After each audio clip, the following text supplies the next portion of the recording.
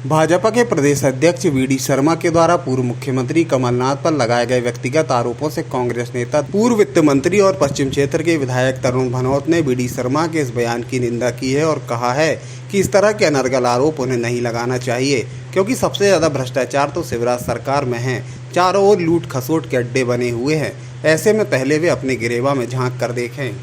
लगातार हम पिछले कुछ समय से देख रहे हैं कि भारतीय जनता पार्टी के जो सम्मानित प्रदेश अध्यक्ष है वीडी शर्मा जी,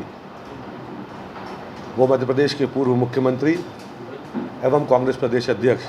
आदरणीय श्री कमलनाथ जी के बारे में व्यक्तिगत रूप से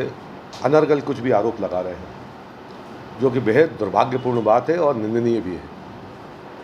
ये कहना कि 15 माह की कमलनाथ जी की सरकार में दलालों का अड्डा और भ्रष्टाचारियों का अड्डा वल्लभ भवन बन गया था, ये इससे ज़्यादा कोई और झूठी बात हो नहीं सकती। पूरे मध्य प्रदेश की जनता जानती है, पूरे देश ने देखा कि माननीय कमलनाथ जी की सरकार 2018 में जब 15 साल के भारतीय जनता पार्टी के कुशासन के बाद मध्य प्रदेश में आई जनता के आशीर्वाद से, तो हमने जन कल्याण के लिए वह कदम उठाए जो जनता की हमसे अपेक्षा थी, जो हमने उन्हें वचन दिए थे। अगर 27 लाख से अधिक किसान भाइयों का कर्जा माफ़ करना भ्रष्टाचार है और वल्लभ भवन में बैठकर माननीय कमलनाथ जी ने वो आदेश दिया, तो हाँ, हमने भ्रष्टाचार किया, हमारी सरकार ने भ्रष्टाचार किया। आप स्वतंत्र हैं हमारे ऊपर मुकदमा बनाने के लिए। अगर माननीय कमलनाथ जी की सरकार ने हमारी निराश्रित जो महिलाएं हैं, वृद्ध महिलाएं हैं, उनकी पेंशन को 300 से बढ़ाकर 600 रुपये किया, तो ये भ्रष्टाचार है। हम इस भ्रष्टाचार को स्वीकार करते हैं और बार बार जब हमको जनता मौका देगी तो इस प्रकार का भ्रष्टाचार हम करेंगे। आप हमारे ऊपर कार्रवाई कीजिए कि हमने क्यों निराश्रित पेंशन को बढ़ाया। अगर हमने ये कानून कमलनाथ जी की सरकार ने मध्य प्रदेश में लागू किया कि कोई भी जब नया उद्योग मध्य प्रदेश में लगेगा तो 75% वहाँ नौकरियाँ मध्य प्रदेश के युवाओं को, बेरोजगारों को दी जाएंगी। अगर ये भ्रष्टाचार है तो हम इस भ्रष्टाचार को स्वीकार करते हैं और आपको चुनौती देते हैं कि जी हमने भ्रष्टाचार का काम किया है, इसके लिए आप हमारे ऊपर मुकदमा लगाइए, हमें जेल में भेजिए। अगर उस 15 माह की कांग्रेस पार्टी की कमलनाथ जी की सरकार ने ये निर्णय लिया कि हम बिजली लोगों को सस्ती देंगे, 100 रुपये में 100 यूनिट बिजली देंगे, और लोगों के बिजली के बिल कम हुए, उनको राहत मिली, जो महंगाई से परेशान थे, तो हाँ, हमने ये भ्रष्टाचार किया और हम आपको चुनौती देते हैं कि हम पुनः सरकार में आएंगे। इस बार हम 100 यूनिट तक पूरा बिजली का बिल माफ़ करेंगे और 200 यूनिट तक हाफ करेंगे। अगर ये भ्रष्टाचार है तो हम ये भ्रष्टाचार बार बार करेंगे और आपको चुनौती देते हैं कि आप हमारे ऊपर कार्रवाई कीजिए, जो आप कानूनी कार्रवाई हमारे ऊपर कर सकते हैं। अगर ये कहना कि हम भूमाफिया के खिलाफ कार्रवाई करेंगे, हमने अगर ये अभियान चलाया शुद्ध के लिए युद्ध,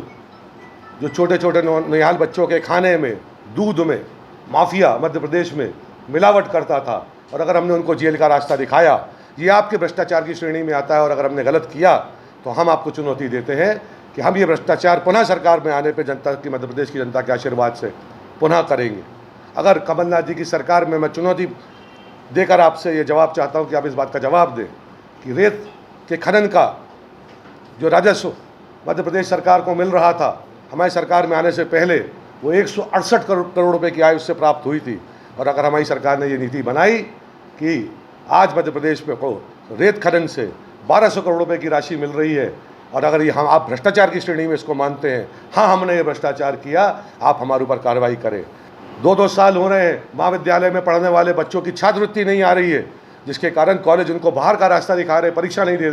देने दे रहे हैं। इस पर आपकी नज़रें नहीं घूमती। जब भारतीय जनता पार्टी के वरिष्ठ नेता ये कहें कि सरकार में गोलमाल और घोटाला हो रहा है, और उनको छोड़कर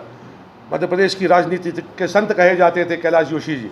हम सब भी उनका सम्मान करते थे, भले ही वो विपक्ष में रहे हो। उनके पुत्र को यह कहकर भारतीय जनता पार्टी को छोड़ना पड़ रहा है कि कुशासन भारतीय जनता पार्टी कर रही है और अपनी राह और नीतियों से भटक गई है, तो वीडी शर्मा जी को वो नज़र नहीं आता। जब उनकी पार्टी के एक पूर्व विधायक जो सरकार में राज्य मंत्री भी रहे हैं, वो ये आरोप लगाते हैं कि मेरी जान को खतरा है, मेरी जान जा सकती है, तो उनको वो नहीं दिख रहा है। इस प्रकार के गलत आरोप माननीय कमलनाथ जी पे लगाना, जिनका 40 वर्ष से भी अधिक का सार्वजनिक जीवन पब्लिक के सामने रहा है और कोई आरोप आज तक उनके खिलाफ नहीं लगा, ये बेहद निंदनीय है। मैं अपेक्षा करता हूँ कि वो इसके लिए खेद प्रकट करेंगे। और जहाँ तक उन्होंने ये कहा कि 15 माह की कमलनाथ जी की सरकार में भ्रष्टाचार हुआ, तो आपकी सरकार उसके बाद बनी है, कैसे बनी है? भोपाल से लेकर दिल्ली तक और दिल्ली से लेकर बेंगलुरु तक हवाई जहाज़ों में बिठाकर आप विधायकों को ले गए और आपने सौदेबाजी करके सरकार बनाई। कौन सी नैतिकता के साथ आप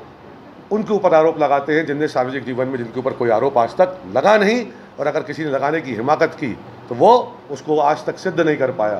तो मैं आशा करता हूँ जो गड़बड़ मध्य प्रदेश में चल रही है, जो अत्याचार और लूट और भ्रष्टाचार मध्य प्रदेश में हो रहा है, महंगाई से लोगों की कमर टूट रही है, जब मनरेगा की राशि कम कर दी गई है, जब बिजली के बिल लोग नहीं भर पा रहे हैं, तो वी डी शर्मा जी अपनी सरकार को ये सलाह देंगे कि भ्रष्टाचार को बंद कीजिए, नहीं तो कर्नाटक से भी बुरा हाल मध्य प्रदेश की जनता आपका अक्टूबर नवंबर में करने जा रही है। हम जनता के आशीर्वाद से पुनः सरकार में आएंगे और जो आरोप जैसा आपने हमारे ऊपर लगाए थे, और मैंने कहा कि जो काम अगर हमने किए हैं ये भ्रष्टाचार की श्रेणी में आते हैं, तो हम इस भ्रष्टाचार को स्वीकार करते हैं।